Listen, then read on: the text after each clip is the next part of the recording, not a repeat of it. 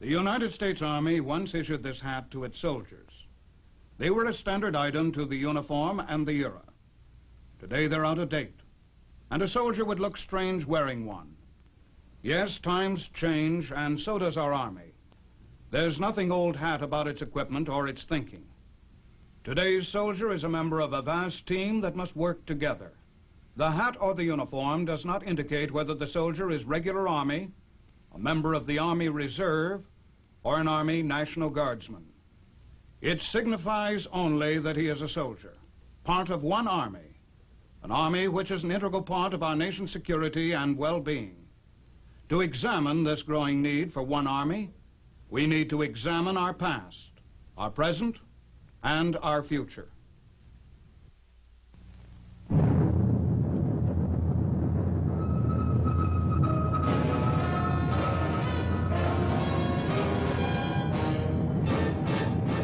The United States Army presents The Big Picture, an official report produced for the armed forces and the American people.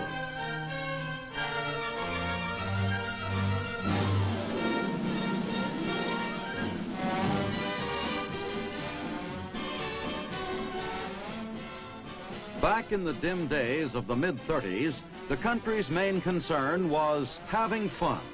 We were emerging from the Depression.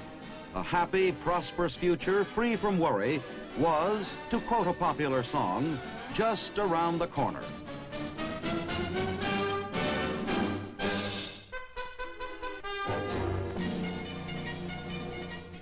In this carefree civilian world of over 2 decades ago, the soldier was an outsider. The uniform, the military life, made him a breed apart. To the civilian, the soldier existed in a never-never land, a warrior without battle.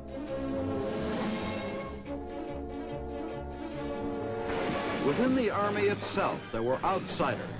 The National Guard, the reserves, soldiers upon occasion, but essentially a part of the civilian world. To the public, they were often little more than members of a somewhat exclusive fraternity. To their own way of thinking, they were civilian soldiers. And to the unjust cynics of the regular Army, they were sometimes soldiers.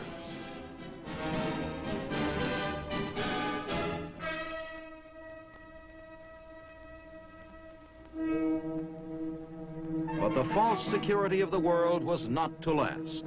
Greedy men, ruling their lands with the spiked boot and words of hate, spawned the seeds of world disaster.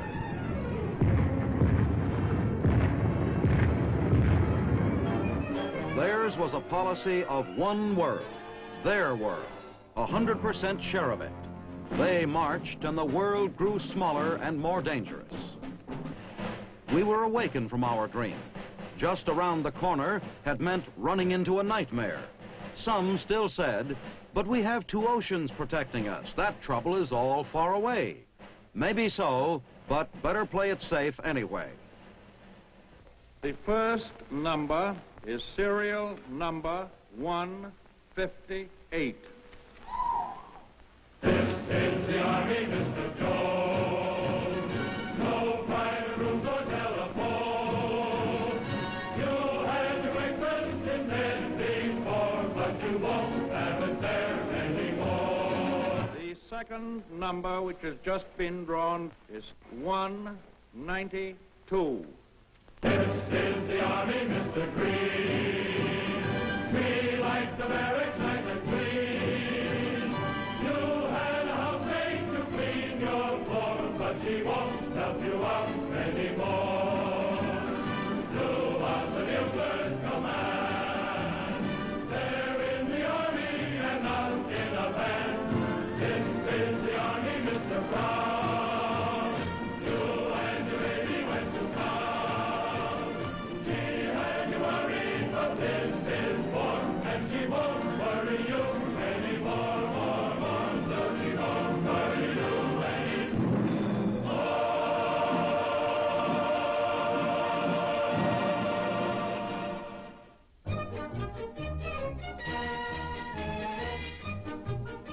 We were suddenly aware of the necessity of military life. The uniformed man no longer seemed an outsider. And added to the Army career man, the guardsman, the reservist, was a fourth component, the civilian draftee.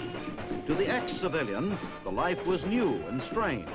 Even to the guardsman, it was different from the meetings at the local armory and the relatively relaxed discipline. And to the reservist, it meant vague recollection of things he had learned long ago.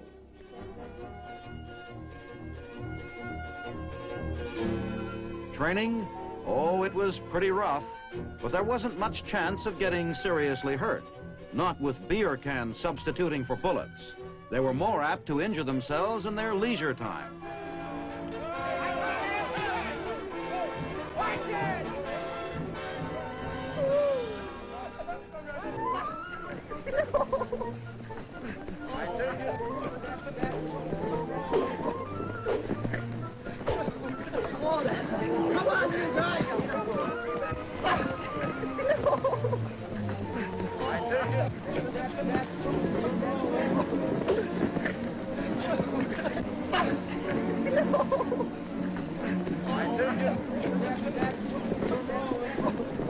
In their letters home, they wrote, "Sometimes it's kind of like a big game played by a lot of grown-up guys."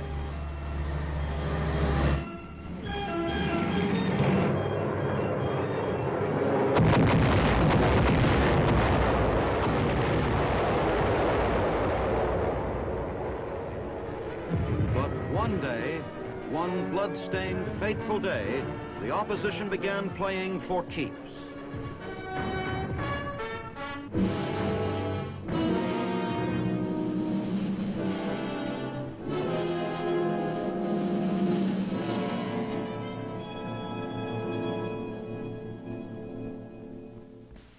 I ask that the Congress declare that since the unprovoked and dastardly attack by Japan on Sunday, December 7th, 1941, a state of war has existed between the United States and the Japanese Empire.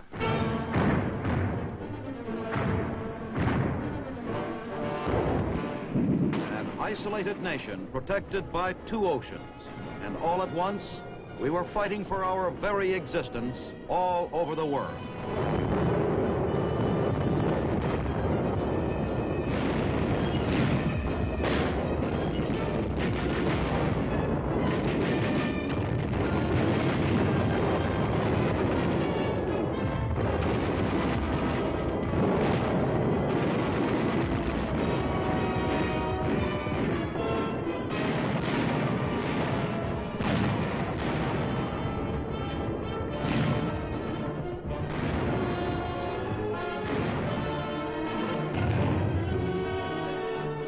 And it was all one army now. Guardsmen, reservist, RA, draftee, all were summed up superbly in one word: soldier. An enemy bullet didn't discriminate. It was all together now, or not at all. These gallant men made the Army unified at last.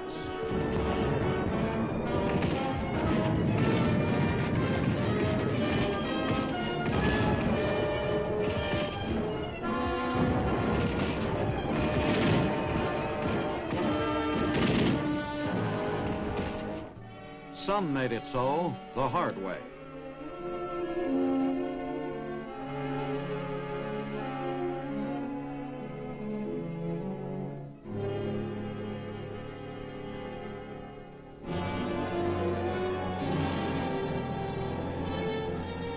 But once we were unified, once we were one army, there was no stopping us.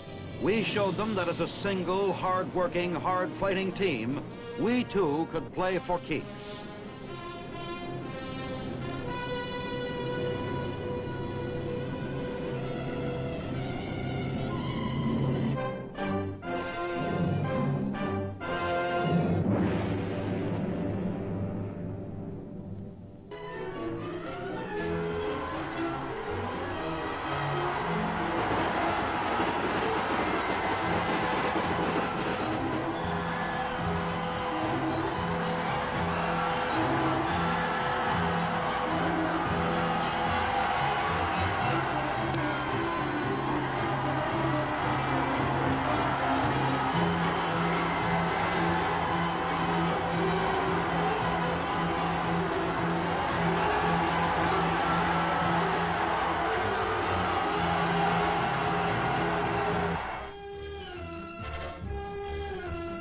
With the job well done, the majority of the team heard the call of civilian life and home.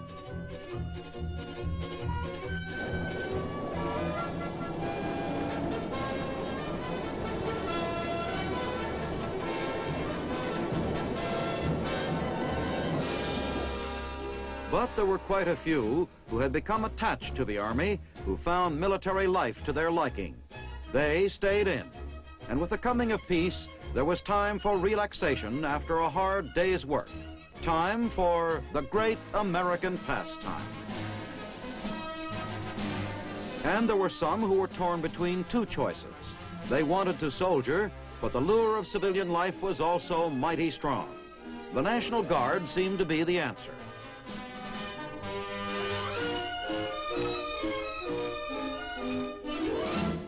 Still others desired to keep their Army ratings and also be a part of a cherished tradition. They joined active and inactive Army Reserve units, and thus the situation became almost as it was before the war. Three separate Army components, again knowing little about each other. The war had brought them into contact, but now the division was once more evident.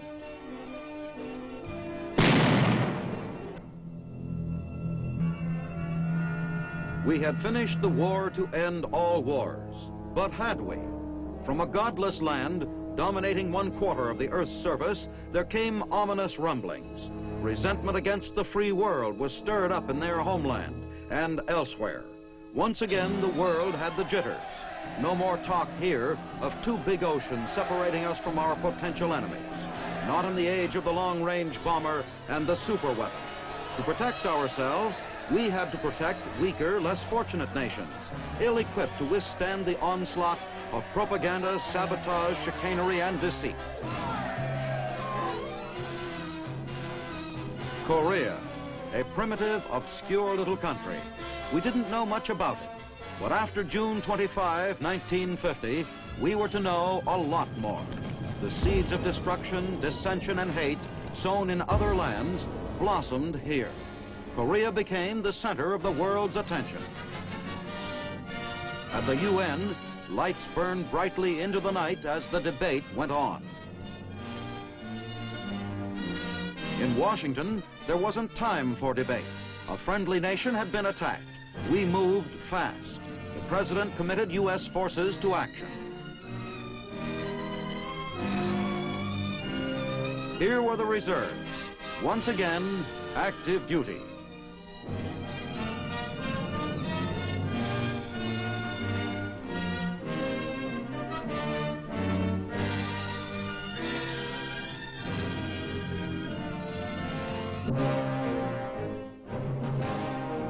"5 years wasn't too long to forget.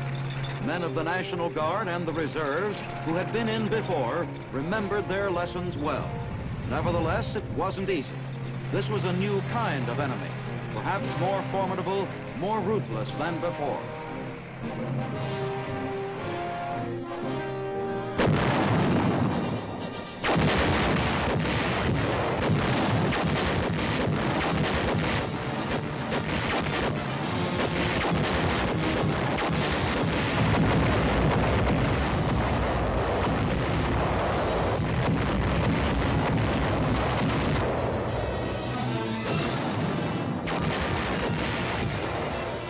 Reservist, Guardsman, RA.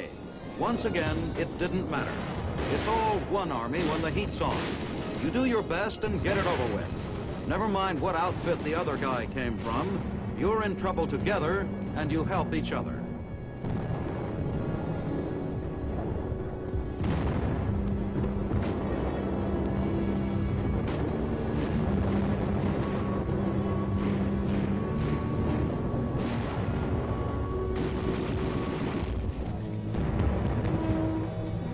In this kind of fight, you had to work together and endure hardships together.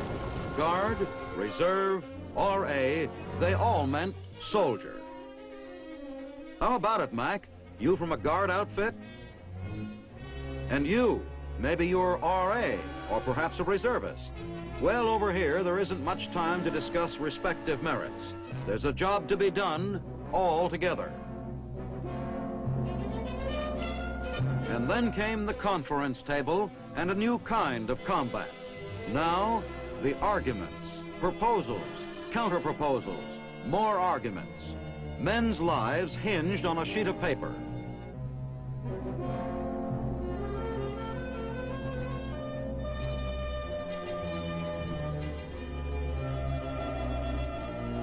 Finally, it came, a truce.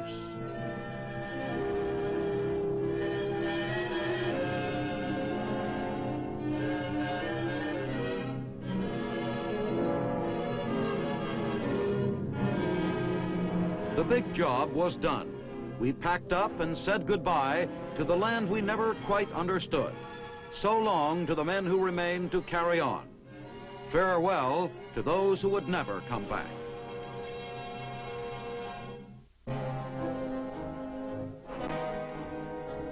We learned the bitter truth. There is a continuing, constant threat of aggression, both physical and psychological, hovering over the free world. We dare not become soft or lazy or careless or apathetic. We're in a hard race. The stakes are high. We know they're good. We must be better.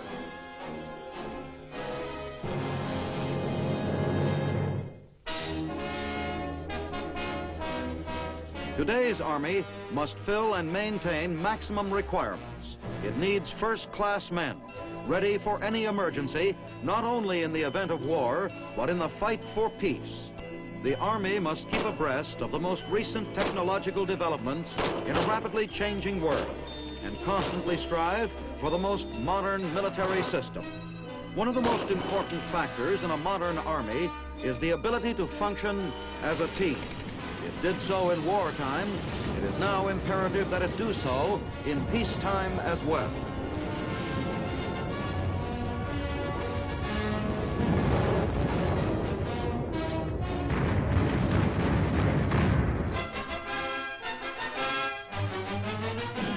The key phrase today is one Army. This concept comprises the three Army components. The Army Reserve,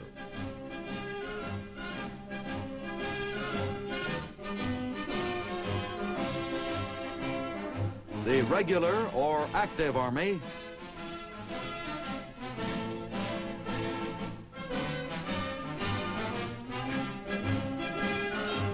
and the Army National Guard.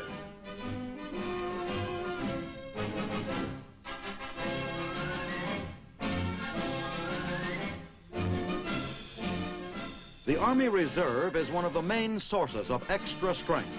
In the event of an emergency, men of the Army Reserve, the reserve units themselves, can be rapidly called to active duty to support the active Army. For example, during summer training in a field exercise called Operation Ready Freddy, units of the Army Reserve were integrated speedily and smoothly with units of the regular Army. Reservists took over and maintained the duties of active Army personnel.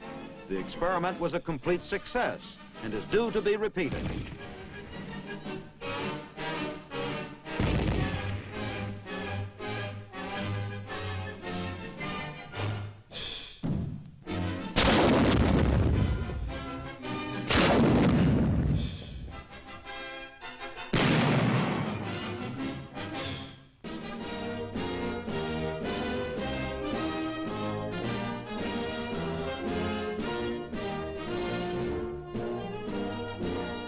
Another vital part of the reserve program is the ROTC, the Reserve Officers Training Corps. The classroom is the starting place for future leaders of the country. Under today's ROTC program, the student can become an important part of America's strength in reserve. Under supervision of Army instructors, today's youth can ensure the country's future and benefit himself in many ways at the same time. The Army Reserve offers modern training, a chance to use brain as well as brawn. It develops the quality of leadership while allowing the reservist opportunity to engage in normal civilian pursuits. He is offered the benefits of the finest specialized technical training and opportunities for advancement. He will make friends with similar backgrounds and interests. Above all, reserve training provides ample opportunity to be a good citizen, and an important one. The strength and readiness of the U.S. Army Reserve divisions are the highest in history. With all his skills and preparedness, the reservist is of utmost value to our nation's defense and security.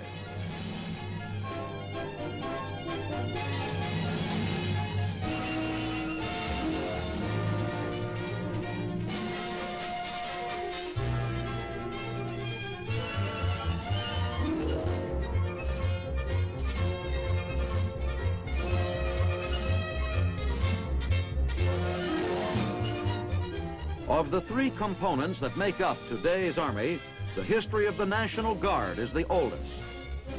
As the militia, it was formed over 300 years ago to withstand Indian attacks. Therefore, it has been in existence longer than our country. Made up entirely of volunteers, it is the only non-regular military force provided for in the Constitution.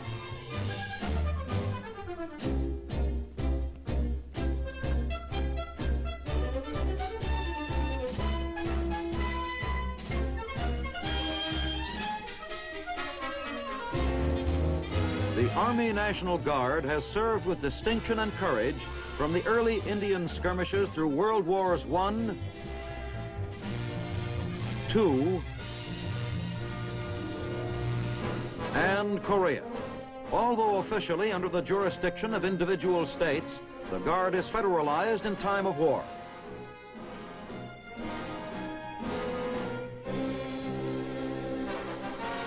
In peacetime, today's Guard has many duties and responsibilities. When disaster strikes, the Guard can be counted on to give its best.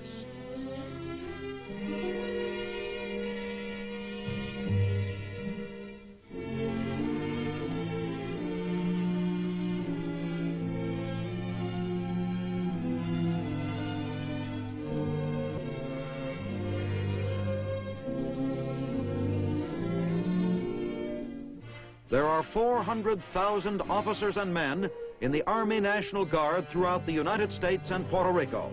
It is comprised of 21 infantry divisions, 6 armored divisions, and hundreds of other combat and support units.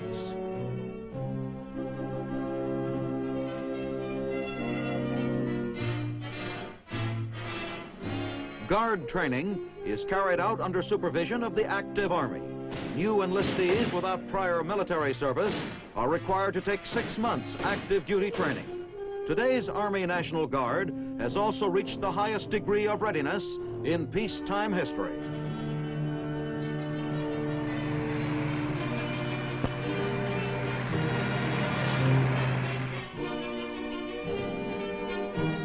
No matter where, they are ready.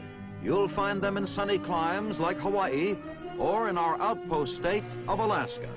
No matter where, the men of the Army National Guard are trained, modernized, and aware of their vital mission. And in keeping with today's One Army concept, the Guard is equipped to maintain important military installations.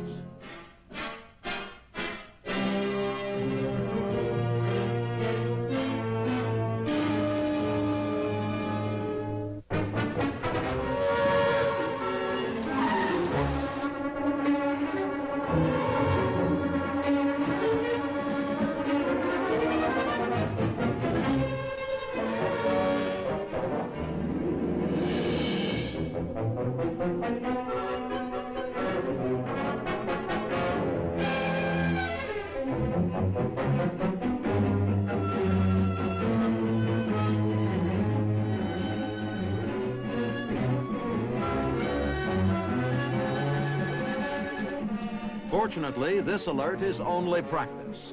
But in the event of enemy attack, the services of the Army National Guard will be invaluable. Its disciplined, trained personnel are organized and equipped to aid devastated areas and expedite both civilian and military recovery.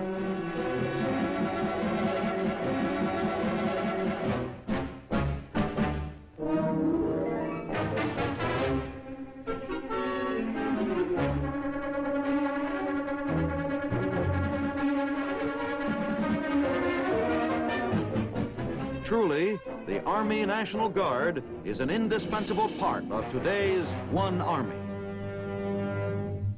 In Washington, a recent conference was called by Secretary of the Army Wilbur Brucker. Attended by senior commanders of the various Army components, ideas and recommendations were put forth to draw the three components closer together into one fighting force of top effectiveness.